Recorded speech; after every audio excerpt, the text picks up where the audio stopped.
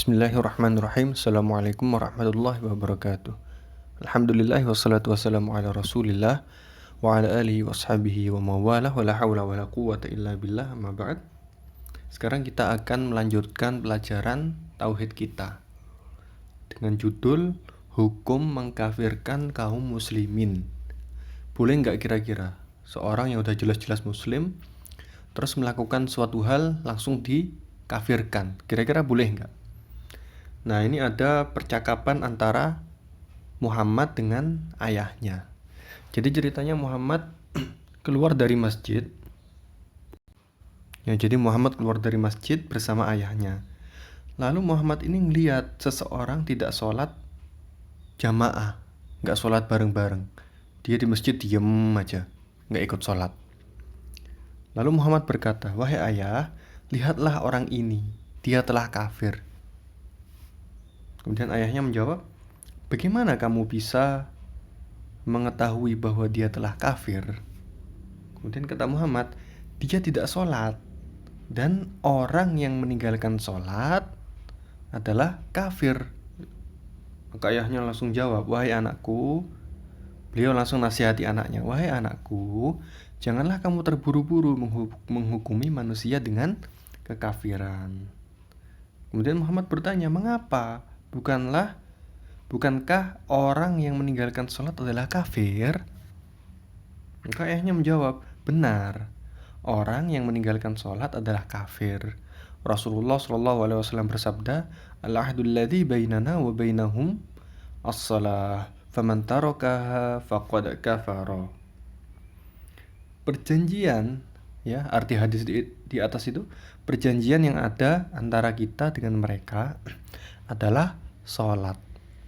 Barang siapa yang meninggalkan sholat, ia telah kafir. Nah, akan tetapi, apakah kamu telah memastikan bahwa orang ini tidak sholat sama sekali?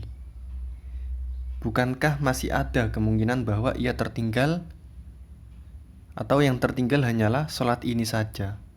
Atau ada kemungkinan dia sholat di rumahnya? Maka Muhammad menjawab, "Benar, sebagaimana yang ayah katakan. Apabila ia meninggalkan sholat berjamaah dan hanya sholat sendirian, ia berdosa dan telah meninggalkan kewajiban. Namun ia tidak kafir. Dia tetap orang Islam." Kemudian ayahnya mengatakan, "Kalau ada manusia yang melihat seseorang mencuri, apakah mereka akan menegakkan sendiri hukuman bagi pencuri?" Jadi kalau misalkan ada pencuri, apakah boleh kita langsung menghukum pencuri itu? Kita menegakkan hukuman bagi pencuri itu, misalkan langsung potong tangan. Kira-kira boleh nggak? Maka Muhammad menjawab, "Tidak. Akan tetapi ia harus dihadapkan kepada hakim. Lalu hakim memastikan bahwa ia benar-benar telah mencuri dan syarat-syarat untuk ditegakkannya hukum harus terpenuhi padanya, serta tidak ada penghalang untuk ditegakkan hukum padanya." Jadi kalau misalkan ada orang melakukan suatu pelanggaran, itu tidak serta-merta dia langsung dihukum. Akan tetapi diselidiki dulu, apakah benar dia yang melakukan. Kemudian dia melakukannya, kenapa kok bisa melakukan itu? Terus apakah dia udah tahu bahwasannya perbuatan itu nggak boleh dilakukan gitu. Itu akan diselidiki dan ditanya terus. Kalau sudah benar-benar terpenuhi syaratnya, maka baru dia dihukum. Bukan serta-merta habis melakukan pelanggaran langsung dihukum. Nggak seperti itu. Nah, kemudian ayahnya mengatakan, "Manakah yang lebih berat? Kita menghukumi orang lain sebagai pencuri atau sebagai orang kafir?" Kira-kira mana yang lebih berat?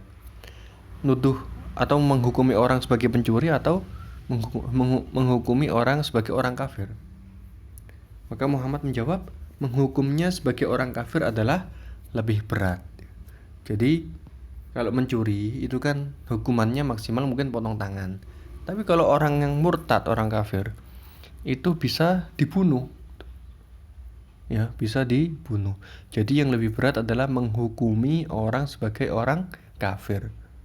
Nah, sekarang kalau menghukumi orang sebagai pencuri aja nggak boleh sembarangan. Apalagi menghukumi orang lain sebagai orang kafir. Orang yang sudah benar-benar jelas dia muslim, kemudian tahu-tahu dia meninggalkan sholat. Ya, kelihatannya dia meninggalkan sholat, dia nggak sholat.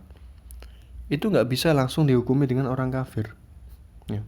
Bisa aja dia memang sholatnya sembunyi-sembunyi misalkan. Bisa aja dengan berbagai sebab. Atau dia memang sholat di rumah. Atau memang dia pada saat itu lagi pusing misalkan. Dia nggak fokus. Terus dia lupa sama sholatnya. Bisa aja. Ya, maka tidak boleh sembarangan menghukumi orang lain dengan kekafiran. Nah, sekarang dari cerita di atas itu ada faedah-faedah yang bisa diambil. Yang pertama, tidak boleh bagi seorang muslim untuk bermudah-mudahan atau tergesa-gesa dalam mengkafirkan kaum muslimin. Jadi nggak boleh sembarangan mengatakan orang lain sebagai orang kafir. Orang yang jelas-jelas muslim, tahu-tahu dia melakukan apa langsung dihukumi kafir, itu nggak boleh. Ya, nggak boleh sembarangan. Kemudian yang kedua, menghukumi seorang muslim dengan kekafiran lebih berat daripada menghukuminya sebagai seorang pencuri. Ya, jelas itu. Kemudian yang ketiga, ada perbedaan antara kita mengucapkan perbuatan ini adalah perbuatan kafir dengan ucapan si fulan telah kafir karena telah melakukan perbuatan itu. Jadi, antara kita mengatakan syirik atau orang yang melakukan syirik maka dia telah kafir, itu berbeda dengan si fulan atau kamu sudah melakukan ini maka kamu kafir. Dua perkataan itu adalah perkataan yang berbeda, tidak sama. Yang pertama, kita menghukumi atau menjelaskan bahwasannya perbuatan ini kalau dilakukan maka pelakunya bisa terjerumus ke dalam kekafiran. Ya. Kemudian perkataan yang kedua, itu seseorang menuduh orang lain bahwasannya dia kafir. Gitu. Kamu kafir karena kamu telah melakukan perbuatan ini. Nah, jadi dua perkataan itu berbeda. Ya. Yang tidak boleh dilakukan dengan sembarangan itu adalah yang kedua, menuduh orang lain dengan kekafiran. Tapi kalau yang pertama, itu kan sudah dijelaskan di dalam Al-Quran dan hadis bahwasannya orang yang melakukan syirik dia telah kafir. Orang yang mendatangi tukang sihir kemudian dia mempercayainya, maka dia telah kafir gitu.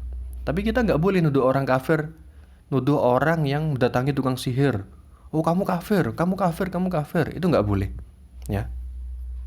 Jadi seperti itu tidak boleh. Kemudian yang keempat, menghukumi orang yang berhak dihukumi sebagai orang kafir tidak boleh dilakukan kecuali oleh ulama yang telah dipersaksikan ketakwaannya. Jadi yang boleh menghukumi orang dia adalah kafir itu hanyalah ulama, ya. Ulama yang sudah dipersaksikan ketakwaannya. Kenapa? Karena ulama itu sudah mengetahui apa yang menyebabkan apa saja syarat-syarat orang itu bisa dihukumi sebagai orang kafir. Itu para ulama sudah mengetahuinya, ya. Mereka sudah punya ilmunya. Kalau kita yang masih baru-baru belajar itu masih sedikit ilmunya, masih sangat sedikit ilmunya. Jadi tidak boleh menuduh orang lain dengan kekafiran atau menghukumi orang lain dengan kafir, ya. Mungkin secukupkan sampai situ. Semoga bisa dipahami dan bermanfaat bagi kita semuanya. Kalau ada pertanyaan silakan ditanyakan langsung. Kita tutup dengan membaca subhanakallahumma wa bihamdika asyhadu an la ilaha illa anta astaghfiruka wa atubu ilaik. Wassalamualaikum warahmatullahi wabarakatuh.